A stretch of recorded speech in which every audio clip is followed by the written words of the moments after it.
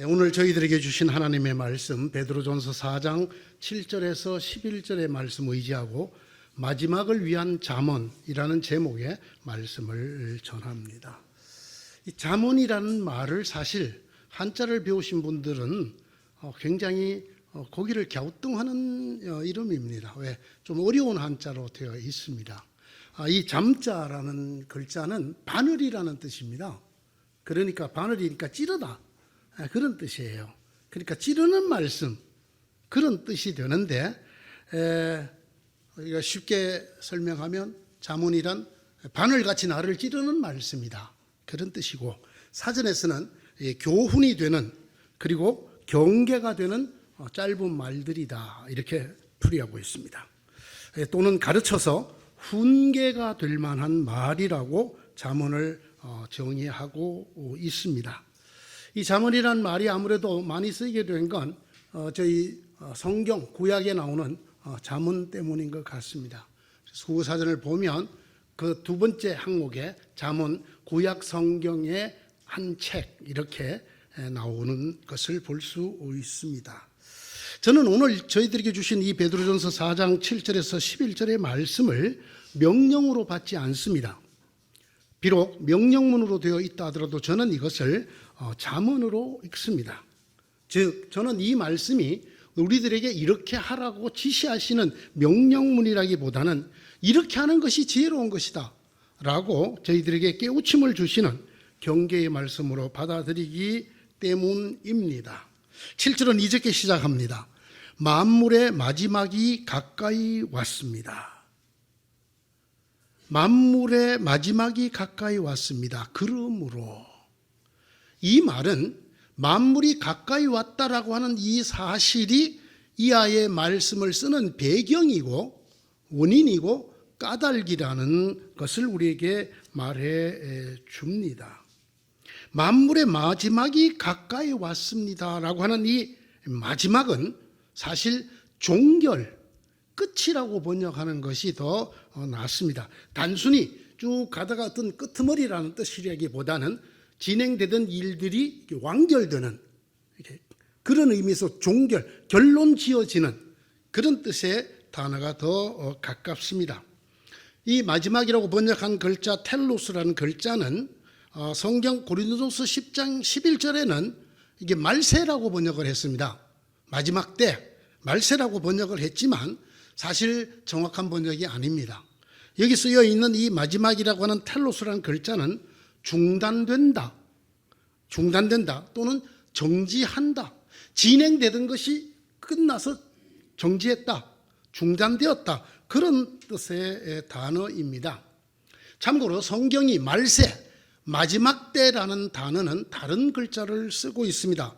에스카토스, 그래서 이게 우리 종말론을 에스카톨로지라고 말을 합니다. 이 에스카토스와 히메라, 마지막 날들입니다. 히메라, 날이라는 말인데 이 에스카토스 히메라, 마지막 날들이라는 이게 종말이라는 말을 딴 글자로 쓰고 있습니다. 여러분이 사도행전 2장 17절이나 디모데후서 3장 1절이나 베드로전서 1장 5절, 베드로후서 3장 3절 등에 나오는 종말은 전부 다 바로 이 에스카토스와 히메라를 합친 우리가 일반적으로 말하는 마지막 날들, 마지막 때를 뜻하는 단어입니다. 그러나 오늘 본문에 쓰여진 이 마지막은 고린도전서 10장 11절처럼 종말이라고 번역을 하면 덜 정확하고 이것은 정지라는 의미로 사용하는 것이 더 정확한 말입니다. 이런 뜻입니다. 중지된다 또는 중단된다라는 이 단어는 생명 있는 것에 그 생명이 끝난다, 그 생명이 중지되고 중단된다라는 의미, 살아있던 것이 생명이 정지되었다라고 했을 때 그런 의미의 정지를 뜻하는 의미입니다. 그러므로 쉽게 생각하면 죽음이라고 번역할 수가 있습니다. 살아있는 것의 끝, 그래서 살아있던 것이 중지된, 정지된 그 죽음을 뜻하는 단어입니다. 그러므로 만물의 마지막이 가까이 왔습니다. 이 말은 만물의 죽음이 가까이 왔습니다 라고 번역해도 좋은 문장이 됩니다. 만물의 마지막이 가까이 왔습니다. 만물의 죽음이 가까이 왔습니다. 그러므로 만물의 죽음이 가까이 왔기 때문에 모든 것이 정지하는 죽음이 가까이 왔기 때문에 내가 이 말을 한다. 이 말을 하는 배경과 이유를 설명하는 문장이 됩니다. 인간에게는 두 차원의 끝이 있습니다. 두 차원의 종결이 있습니다. 모든 것이 끝나지는 이 인간의 종결이 두 가지가 있는데 하나는 아주 우주적인 종결입니다. 이걸 우리가 흔히 말세라고 합니다. 주님이 재림하시고 온 우주 만물이 끝나는 세상의 끝을 가르치는 앞에서 제가 말씀드렸던 것, 그런 종말의 의미가 하나입니다. 또 하나는 개인적인 종결입니다. 여러분, 몇 달 전에도 우리 교인의 어머님이 돌아가시고 그래서 저희가 가서 장례 집례를 했습니다마는 그분에게는 세상은 지금 종말이 끝나지 않았지만 그분은 이미 끝에 가 있습니다.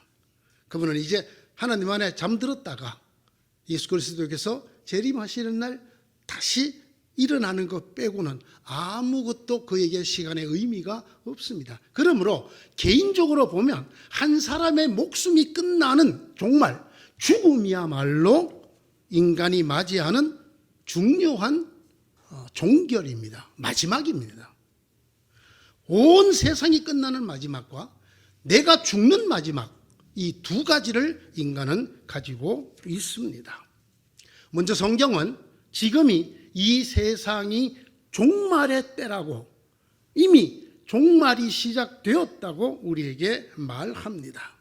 그 증거가 무엇인가?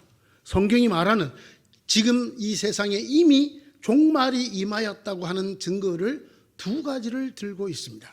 하나는 매우 영적인 표현입니다.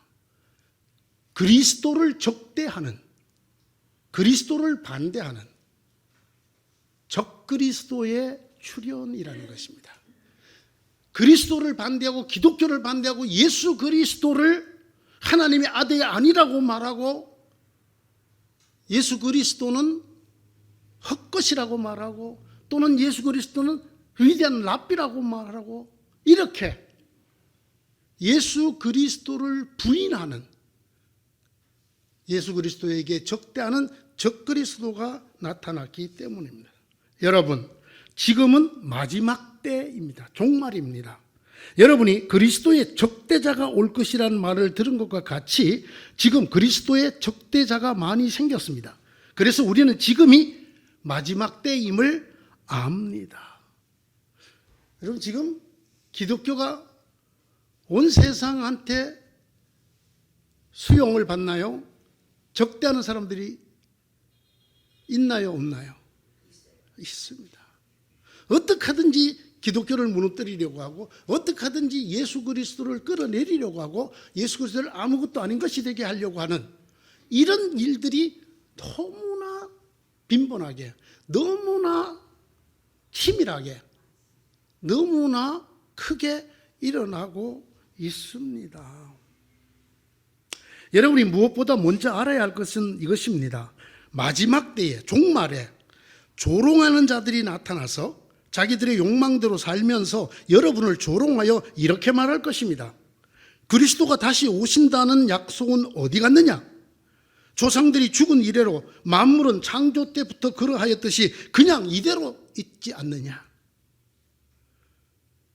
그리스도가 살아계시고 하나님의 아들이 우리의 구세주라면 다시 오신다는 말씀은 왜 안 이루어지느냐?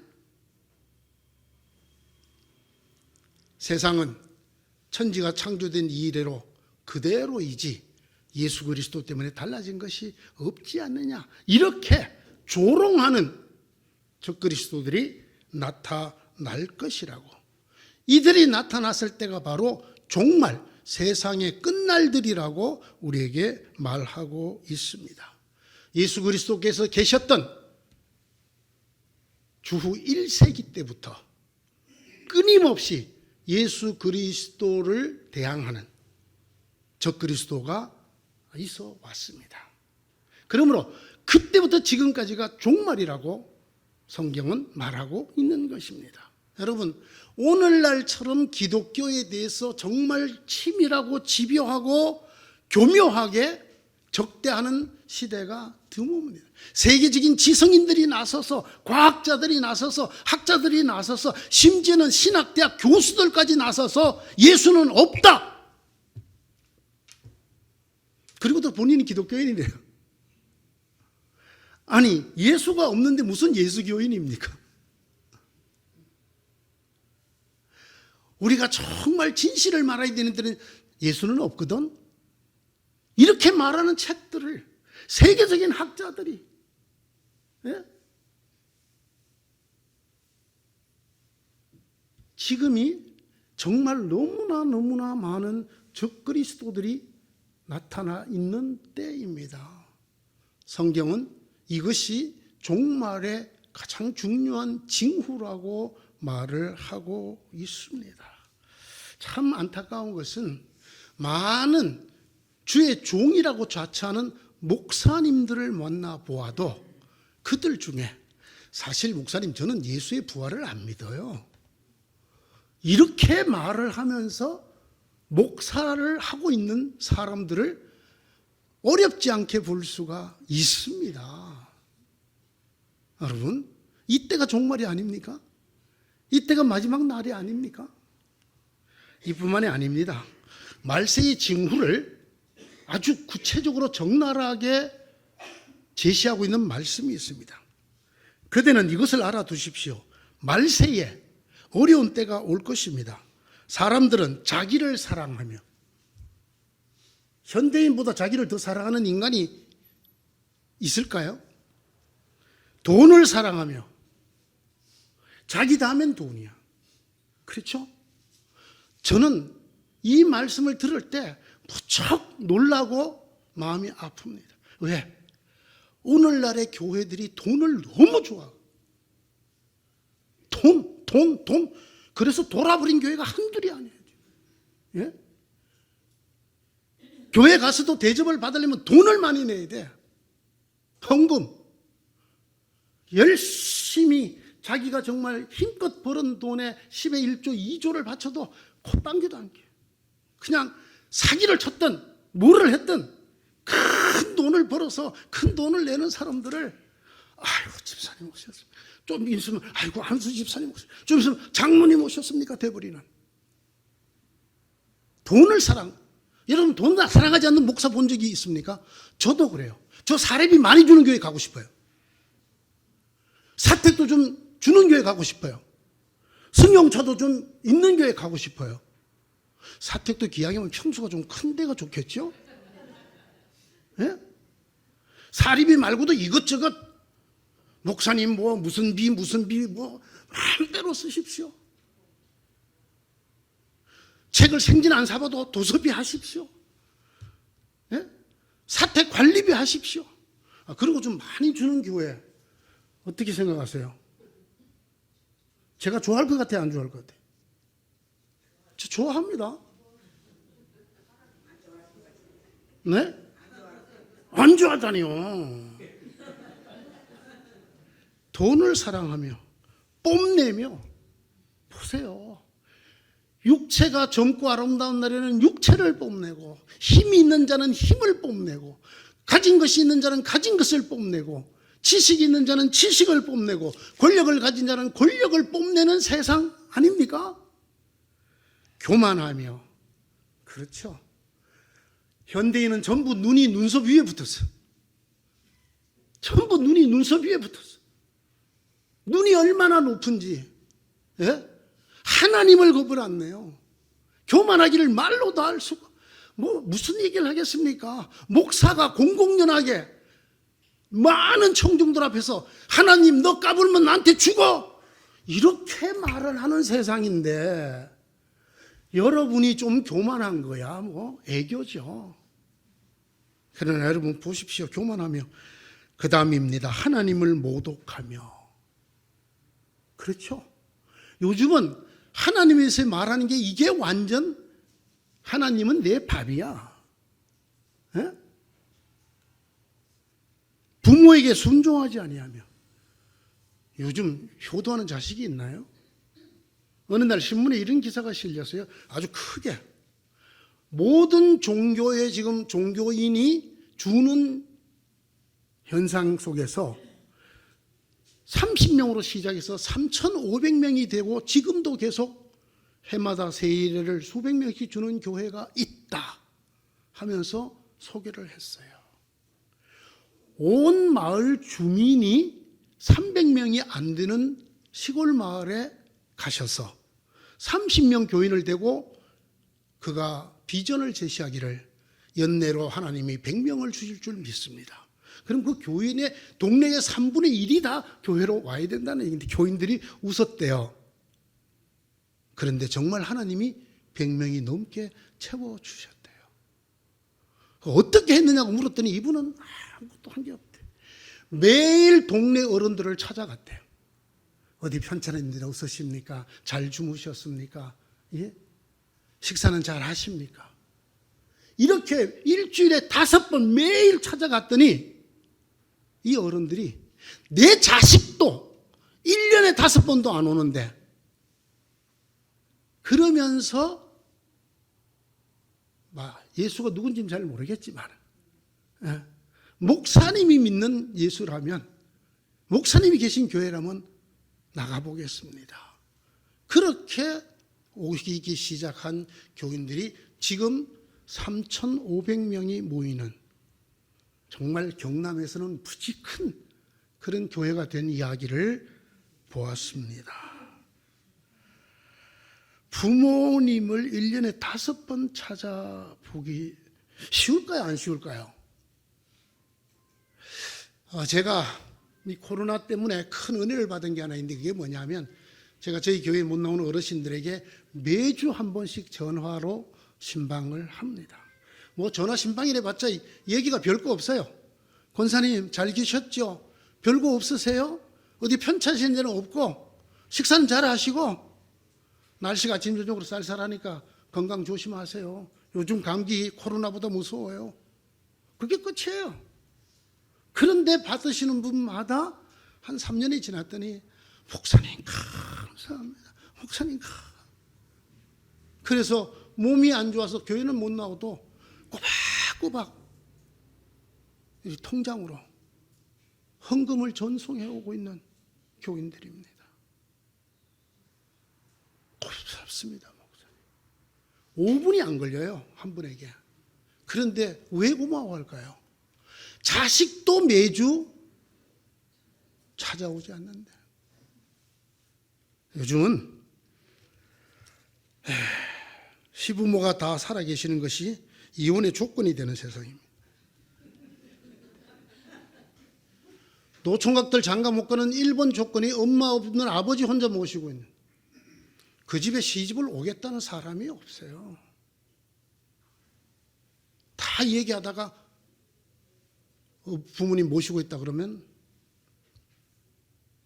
부모를 사랑하지 않습니다. 감사할 줄 모르며 제가 우리나라에 선교사로 왔던 가족의 이야기를 글을 읽고 제가 참 많이 반성한 적이 있어요. 어느 가정이냐면 언더우드 가정입니다. 언더우드 가정이 이런 거를 지금 뭐 3대째입니까? 4대째입니까? 선교사로 오셔서 우리나라를 섬기고 있죠. 그분이 하는 얘기가 자기가 어렸을 때부터 이 나라를 봤는데 너무너무 몰라보게 잘 살게 됐다는 거예요. 지금이 뭐 이렇게 얘기하면 또 꼰대라 그러겠지만 뭐 꼰대인 걸 어떻게 하겠어요.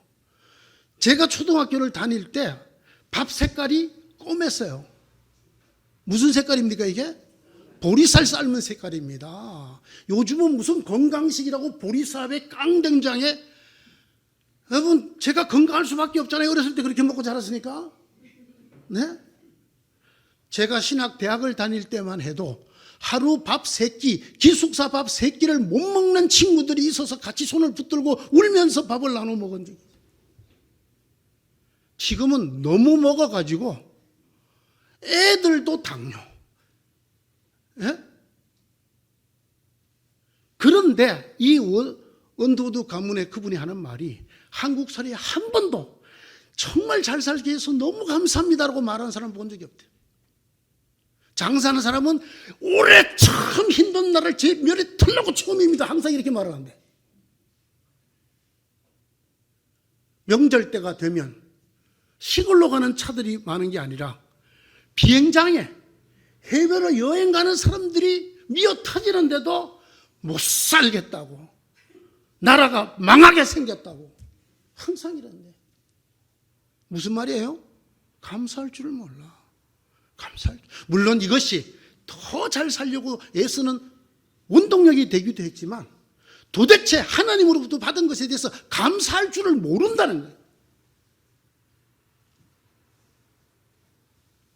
미국의 원조를 받아서 대한민국만큼 잘 살게 된 나라가 있나요? 있나요? 불과 얼마 전까지 왕조였던 나라에서 이렇게 민주주의가 대통령 알기를 아주 그냥 저 집 강아지 이름 부르듯이 부르고 이렇게까지 우리가 자유민주주의 국가가 되었습니다. 제가 어렸을 때요, 저희 어머니 유모가 있었어요. 그 집 아들이 저하고 동갑이었는데 외갓집에 놀러 갔다가 그들끼리 노는 거 구경하는데 이 친구가 자치기에서 탁 치고 제 머리에 꽂혔어요. 피가 났어요. 저녁을 먹고 있는데 마당에서 마님하고 부르는 소리가 들려요. 문을 열고 봤더니 그 집 아들을, 그 엄마가, 우리 어머니 유모였던 그 엄마가 아들을 끌고 마당에 무릎을 꿇고 앉아서 죽을 죄를 지었습니다. 마님 용서해 주십시오. 도련님의 머리를 깼으니 죽여주십시오. 제 초등학교 때 얘기라고요. 이랬던 나라가 지금 그런 게 있어요? 오, 큰일 납니다, 여러분. 식당에 가서도 우리가 종업원을 뭐라고 불러야 돼요? 우리 가장 가까운 친척으로 불러야 돼. 이모님이라고 불러야 돼. 근데 왜 고모님이라고는 안 부르지? 여권이 얼마나 세졌는지. 아버지 쪽 고모 이건 별 볼 일 없어요. 누구라고 불러야 돼? 이모님. 조금 연세가 있으면 어머님. 니는 엄마가 많아 좋겠다. 예? 그렇게 대우 안 하면, 제가 참 좋아하는 말이 있었거든요. 제가 옛날 영국 시를 읽다가 아일랜드의 아가씨 어쩌고 저쩌고 하는 시가 있는데 그 아가씨라는 말이 너무 좋아서 제가 한때는 그 식당 같은 데 일하는 젊은 분들에게 아가씨라고 불렀더니 탁 반찬을 내려놓으면서 아가씨가 뭐예요? 아가씨가 딱 이러더라고요. 네? 그럼 아저씨예요? 이모님이라고 불러요. 네가 나보다 나이도 적은데 무슨 이모냐. 이러고 싶지만 요즘 그렇게 말하면 돼요, 안 돼요? 큰일 나요. 큰일 나. 예?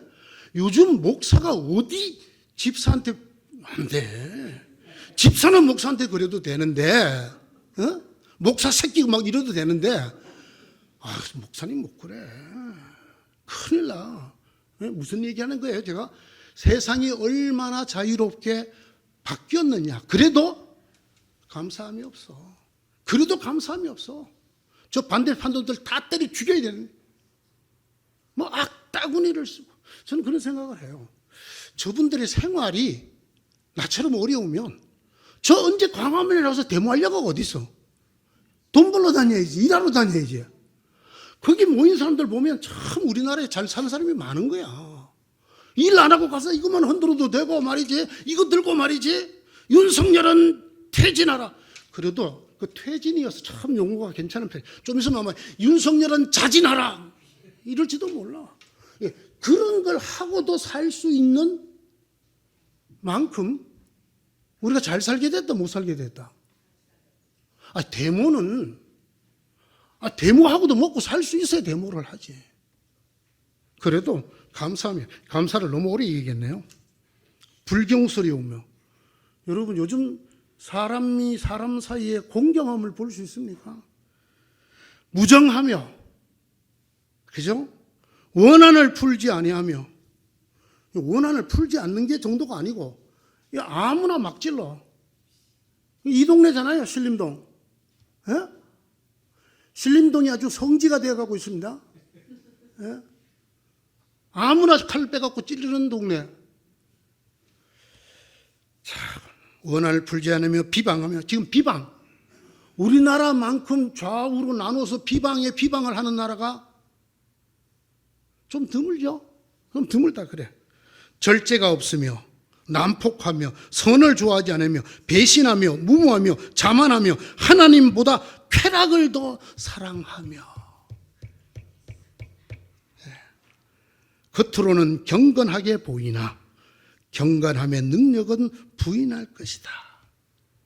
언제가 되면? 말세가 되면. 자, 여러분, 성경 말씀이 비춰볼 때 지금이 말세인 것 같습니까? 아닌가요? 말세가 아주 깊어졌다고 생각합니다. 둘째, 우리의 종말의 둘째 차원은 개인적인 죽음입니다. 이 세상이 망하지 않더라도 내가 죽으면 내 삶은 끝나는 것입니다. 이것이 인생입니다. 성경에 나오는 어리석은 부자 얘기 잘 아시죠? 소득이 많아서 창고를 열어서 쌓아놓고 내 영혼아 이제 먹고 마시고 즐기자. 그때 주님이 뭐라고 그러신다고요? 이 어리석은 자여, 내가 오늘 밤 네 목숨을 취하면 그 재물이 누구 것이 되겠느냐. 뭐가 어리석은 겁니까? 내 목숨이 어떠한지를 모르는 것이 어리석음이죠. 내가 언제 죽을지 아는 분 계십니까? 하나님께서 날짜 정해주신 분 계십니까? 내가 너를 언제 부르러 갈 테니 준비하고 있거라. 아마 그 소리 들으면 바로 돌아가실지도 몰라요. 놀래갖고. 참 희한하죠?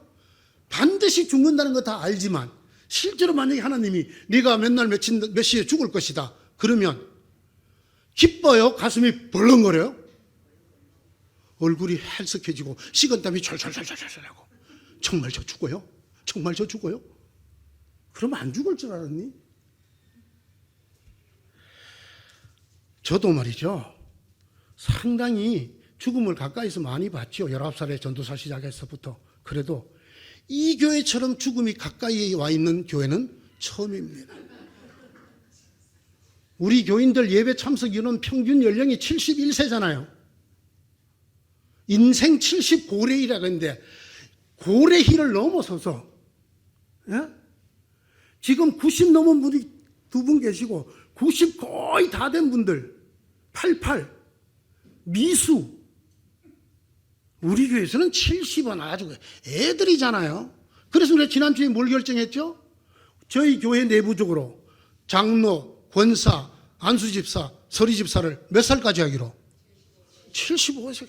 요즘은 70은 애들이라니까. 그죠? 그래도 죽어야 안 죽어요? 그래도 죽어야 안 죽어요? 100살까지 살겠다고. 심지어는 뭐 성경을 보니까 인간의 수명이 본래는 120살이었다고, 120살까지 살아보겠다고. 그러나 여러분, 그보다 어리석은 사람이 없습니다. 우리가 언제 죽을지를 어떻게 한단 말입니까? 오늘이나 내일 어느 도시에 가서 1년 동안 거하면서 장사여 돈을 벌겠다는 사람들이여 들으십시오.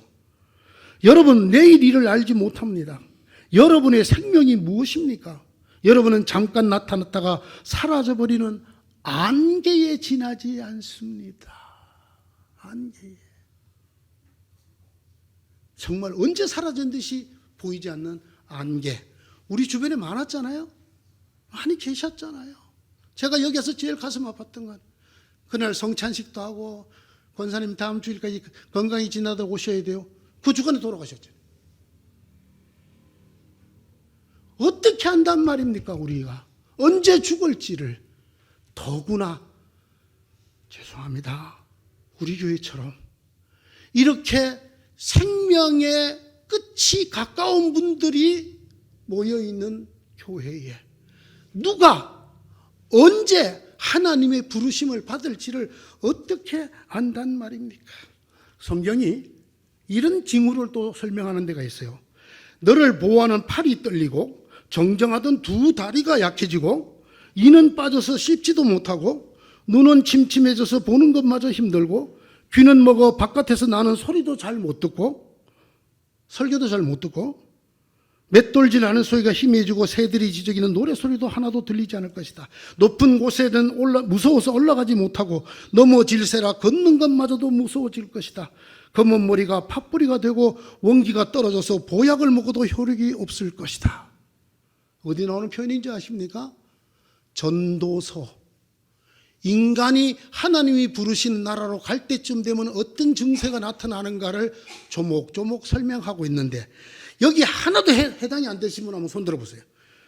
팔도 안 떨려, 다리도 정정해, 이가 온전하고 뭐든지 씹어, 뼈도 바자락바자락 씹어, 눈은 애들보다 더 좋아, 귀 누가 내 욕만 하면 심리바깥에서 더 들려. 예? 높은 곳이고 뭐고 그냥 관악산 장군봉 팍팍 올라가.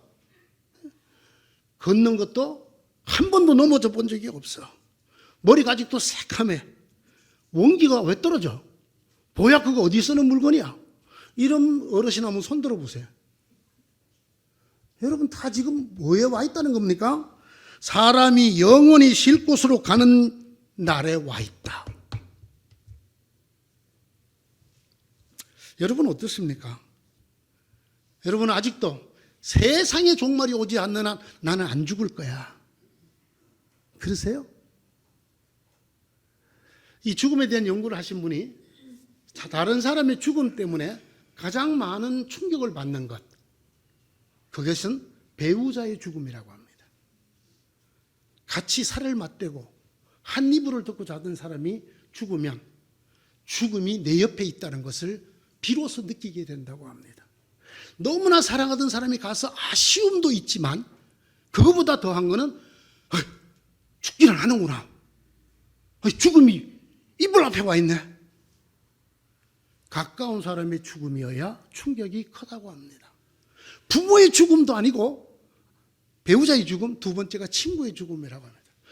허허, 지난주까지 나랑 같이 식사하면서 오만 소리 다 하고 있는데 왜 숟가락을 놨어? 허참 하면서 나에게도 죽음이 다가오는구나를 느끼게 된다고 합니다. 오늘 성경의 말씀입니다. 모든 것의 끝이 가까이 왔습니다. 이 세상의 종말뿐 아니라 너의 목숨도 끝이 다가왔다. 그러므로 정신을 차려라. 삼가라. 그리고 기도하여라. 이렇게 말하고 있습니다. 이 정신을 차려라. 성경에서 이 정신을 차려라는 말씀 참 놀라운 뜻인데요. 이 정신을 차리라는 말에 잠들지 말라라는 말이 들어있어요. 졸지 말라. 이게 몽롱해지지 말라는 말이에요. 그래서 이 정신을 차리라는 말이 온전한 정신을 가지고 있어라. 온전한 마음을 가지고 있어라라는 뜻이에요. 그러니까 마땅히 생각해야 될 걸 생각하고 마땅히 받아들여야 될 것을 받아들이는 그런 마음으로 있어라. 왜? 너를 포함한 모든 생명의 마지막이 가까이 왔기 때문에. 이 세상의 끝인 종말만이 아니라 개개인의 종결인 죽음이 우리 곁에 있기 때문입니다. 정신을 차려라. 이걸 정신을 차리지 않는 사람은 어떤 사람이고 말을 될까요? 여러분, 이 정신을 차리라는 말이 성경에 참 많이 나옵니다. 정신을 차리고 깨어 있으십시오. 이 반대말이 뭡니까? 정신을 못 차리는 건 잠든다는 말이잖아요.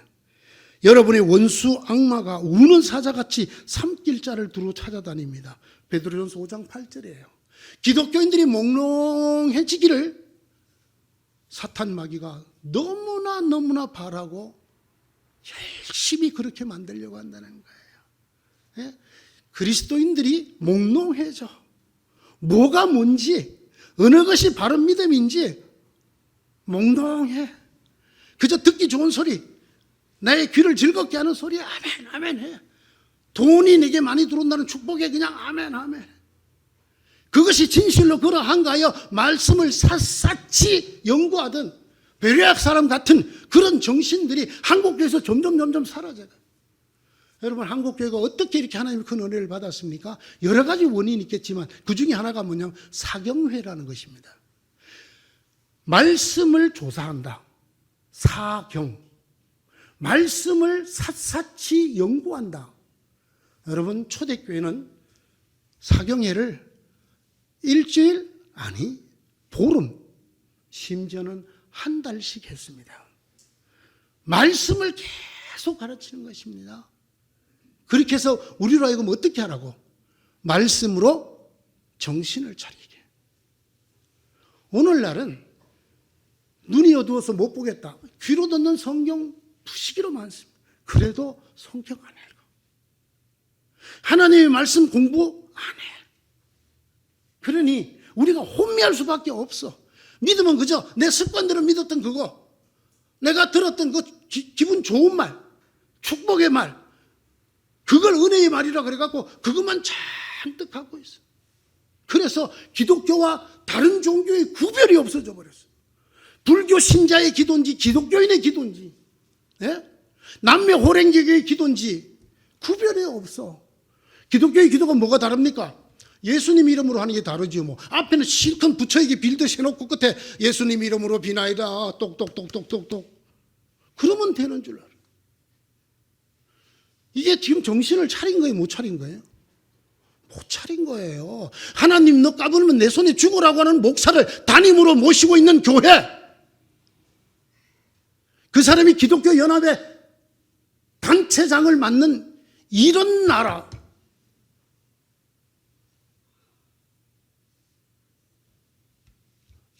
조창기도회라고 가서 목사 장로들이 모여서 성경에도 없는 헛소리나 하는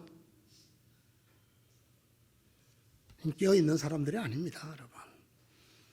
말세가 될수록 우리를 혼미케 할 영들이 우는 사자라는 말이 배가 고파 우는이라는 뜻입니다. 여러분, 사자가 배가 부르면요, 입 옆에 얼룩말이 지나가도 본 척도 안 해요. 배가 고프면 일어나서 아주 그냥 눈에 불을 켜고 달려가서 잡아먹습니다. 우는 사자란 말이 그런 말이에요. 지금 마귀가 그리스도인들이 정신을 못 차리게 하도록 야야 깨우지 마 잠들게 그냥 잠들게 가만 내비둬 바른 소리 하지 마. 오늘 이게 예배도 참석을 하셨습니다만은 저를 잘 아는 어떤 장로님이 그러시더라고요.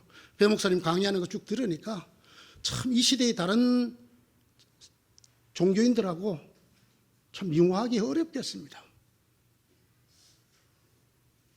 그게 아니라고 자꾸 얘기를 하니까. 목사님 말씀이 맞지만 너무 그럴 필요는 없지 않습니까? 그러면 외롭습니다. 외롭죠. 외로워요. 여러분, 어떻게든지 막무라. 어떤 분이 귀신을 볼 수 있는 영의 눈을 받아서 봤더니 세상에 자기 교회 위에 마귀가 아주 버글버글. 그런데 어떤 교회를 봤더니 종탑 밑에 마귀 두 놈이 앉아서 졸고 있대. 그 밑을 들여다봤더니 교인들이 전부 잠들어 있어. 그러니까 마귀가 설치면 야, 자는 성도 깰라. 가만 냅둬. 그러니까 마귀가 할 일이 없어 종탑 밑에서 졸고. 우리를 깨우지 않습니다. 정신 차리게 하지 않습니다. 정신 차리라고 말하면 듣기 싫어합니다. 그 좋은 말씀 많이 놔두고 왜 하필 맨날 우리 보고 정신 차리라고 그래. 성경 말씀이거든요. 만물의 마지막이 가까웠습니다. 여러분이 죽을 때가 다가옵니다. 그러므로 정신을 차리십시오. 두 번째, 삼가 조심하라. 이 조심하라는 말은 근신한다는 뜻이에요. 삼가서 신중한다. 이 원어가 뭔지 아시죠? 되게 재밌어요. 이 원어가. 이게 삼가 조심하여 이렇게 두 단어로 되어 있지만 한 단어예요. 원어가 술에 취하지 않는다라는 뜻이. 무슨 뜻인지 알아요? 술 먹고 해롱해롱 거리는 거에 반대말이라 해요. 정신이 어떻게 해야 된다? 또렷해야 된다는 것이죠. 맑은 정신을 갖는다. 다른 말로는 마음을 단단히 한다. 그래서 다른 성경 구절에 뭐라고 하냐면 마음을 동인다 그랬어요. 마음을 동인다. 이게 조심한다라는 뜻이에요. 세 번째, 기도하십시오. 여기서 기도하십시오라고 하는 이 기도는 어쩌다 드리는 기도를 말하는 게 아닙니다. 이 기도의 네 가지가 디모데 후서에 나오는데, 디모데 후서 3장 1절에 나오죠. 근데 이 기도가 그 두 번째 기도입니다. 간구와 기도와 도고와 감사, 이 네 가지 기도가 나오는 게 두 번째 기도라고 번역된 이 말인데, 이 말은, 이 프로슈케라고 하는 이 말은 시간과 장소를 정해놓고 드리는 기도라는 뜻이에요. 그래서 이 단어는 기도처, 기도하는 곳이라는 뜻이 더 커요. 여러분, 바울의 일행이 안식일에 기도하는 곳을 찾아가다가 할 때 그 기도하는 곳이 프로슈케, 이게 기도라고 번역을 한 것입니다. 그러므로 만물의 마지막이 너의 죽음이 가까이 왔다. 그러므로 정신을 차리고 그리고 근신하여 기도의 골방을 가져라라는 말이에요. 기도하는 시간, 기도하는 장소를 정해놓고 기도가 생활의 습관, 내 생활의 일부분이 된 기도를 하라는 거야. 어쩌다 마주친 그대가 아니라 다니엘이 왕이 금지시켰음에도 불구하고 예전과 같이 하루에 몇 번?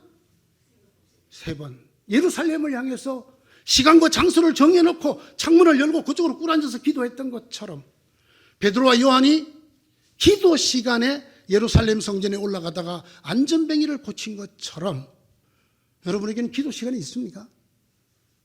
여러분은 정해놓고 내 시간의 일부를 띄어서, 내 삶의 일부를 띄어서 기도에 하나님과의 대화에 드리는 그런 기도를 갖고 계십니까?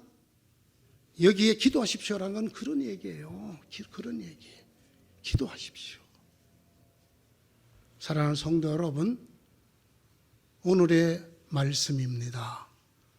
저나 여러분이나 이 세상도 모든 것이 지금 어디를 향해 달려가고 있다고요? 끝을 향해 달려가고 있습니다. 우리 교회는 말할 것도 없습니다. 언제 여러분의 생명이 정지될는지 모를 정도죠. 첫째, 정신을 차려야 합니다. 무엇이 참이고 거짓인지 몽롱하면 안 됩니다. 그리고 마땅히 생각할 바를 생각하고 마음을 단단히 하는 근신을 해야 됩니다. 그런 연후에 무슨 생활을 해야 된다고요? 기도 생활을. 기도하기를 쉬어서는 안 됩니다. 하나님과의 대화인 기도를 내 마음과 형편을 따라 정해놓고 합니다. 유대인들 말이죠. 사업 얘기 나누다 기도 시간 되면 그 얘기 중지하고 기도하러 가요. 공항에 기도실이 만들어져 있어요. 기도 시간이 되면 그곳에서 기도하고 갑니다. 한국교회, 기도하는 교회였었죠. 인류 역사상 처음으로 매일 새벽에 모여서 기도하던 그 기도가 자율적으로 여러분 스스로가 여러분의 삶에서 시간과 공간을 떼어서 드리는 기도로 바꾸자가, 이것이 제가 여러분들에게 드린 말씀이죠. 여러분은 그 기도 시간을 갖고 계십니까? 만물의 끝이 가까웠습니다. 어디쯤 와 있을까요? 누구 옆에 와 있을까요? 모르겠죠. 우리가 해야 될 것은 이럴 때일수록 정신을 차리고 깨어 있어서 마땅히 생각해야 될 것을 생각하기 위해 마음을 동이고 그리고 뭘 해야 되죠? 기도해야 합니다. 어떻게 기도해야 된다고요? 시간과 공간을 정해놓고, 공간을 우리가 마음대로 정할 수는 없죠. 그러나 시간을 정해놓고 하나님과 내가 끊임없이 정기적으로 주기적으로 기도하는 그런 여러분 되시기를 바랍니다. 그가 진정으로 지혜로운 사람, 복된 사람입니다. 기도합시다. 아버지, 오늘 아버지께서 저희들에게 주신 말씀이 무척 따뜻합니다. 정말 우리를 얼마나 사랑하시는지 우리에게 정신 차려라, 이렇게 말씀하시는 아버지 재치 느껴집니다. 조심해, 근신하고 마음을 단단히 동염해. 그리고 무엇보다 나와 대화하는 것 잊지 말아라. 왜? 네가 언제 죽을지 모르기 때문이다. 이 세상이 언제 종말이 될지 모르기 때문이다. 세상 일에 휩쓸리지 말고 정신을 차려. 악마와 사탄이 우리를 어떻게 하려는지를 제발 정신을 차리고 지켜보아. 근신하여 기도하거라. 아버지, 이 말씀에 아멘하였습니다.